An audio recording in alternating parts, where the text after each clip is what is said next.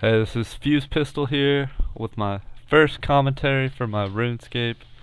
Um, like I said, it's my first commentary, so I don't know how good I'll be, but I'm gonna be bringing you a feature of the Gielinor games. Jagex basically put this in here since the Olympics are coming up, so it's kind of an Olympic style game. It's members only, so if you're free to play, I wouldn't even bother watching unless you're trying to just like see what it's about. But to start out, you got to go to Varrock Square and you have to talk to this Umad Arrow, and you got to ask him about the games, and he'll tell you to choose a team to join. There's the Goblin team. It really doesn't matter what team you join; it has no effect. But there's the Goblins, the Monkeys, there's the Elves, and the Werewolves, which it's pretty much like Ceradomian, Zamorak, Guthix, all those like are their gods. The Gielinor games, you get points called contribution points for everything you participate in, and you can shop at Arrow. The most points you can have is 2,500, which I have right here. But I would suggest you have to buy to get the silver tier. You have to buy it from the bronze tier, which is 2,500. So I would max that out, buy the silver. Once you get the silver, max that out and get gold, and then you can get all of those items. There's three basic games to the Gielinors. There's the head-to-head, which I'll show you that.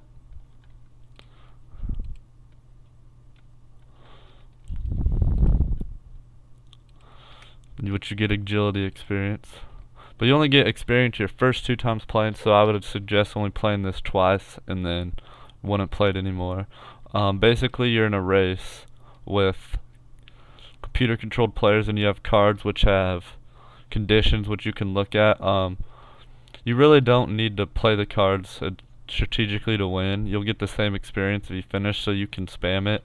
But I'll fast forward to the end of the race to show you what the screen looks like. Alright, so I'm at the end of the race. It doesn't matter what place you finish. Whenever you finish, a screen pops up. It says you finish a race in blah blah blah turns, and I earned 533 contribution points, but 0 agility, because like I said, once you play it twice, you can only get the experience twice.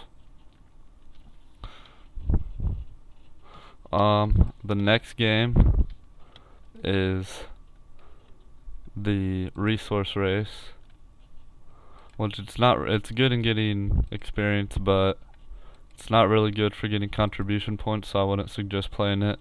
The game, as you can see, like if you're level 1 in woodcutting, you can get blue up to 20, so I would suggest getting your whatever your highest skill is. I would suggest getting that.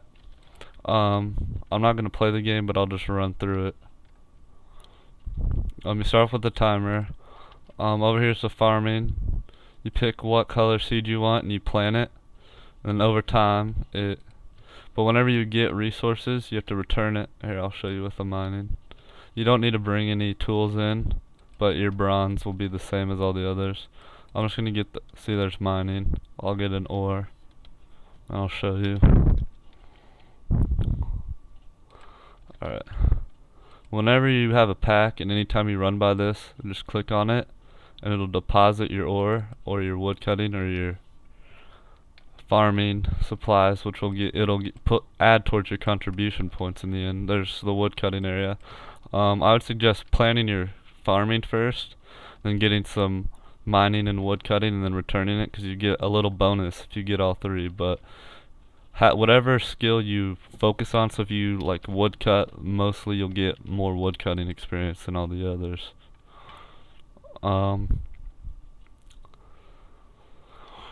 Once you do the head-to-head and you've played your resource challenge a little bit, and if you're trying to just get points towards your thing, the cheese wheel race is the best one. It's a little glitchy, but it's always the best. I tend to find that this wheel right here that'll spawn in front of me is the one that gets you the most points.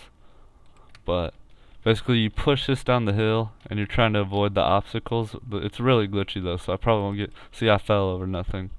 But the farther you get down, the more contribution points you get. So basically, you just want to stay up. But once you get all your contribution points, you'll get the full set that I have right now. And with this torch, you get in a little emotion, which I'll show you. It's pretty cool. And also you can buy emotes, such as the Mexican wave and the sportsman. But that's basically the Gielinor games. Once you get the full set, there's no point playing it. But I got the set in maybe 2 to 3 hours, so it's not hard at all. But thanks for watching the video. A like, comment, and subscribe.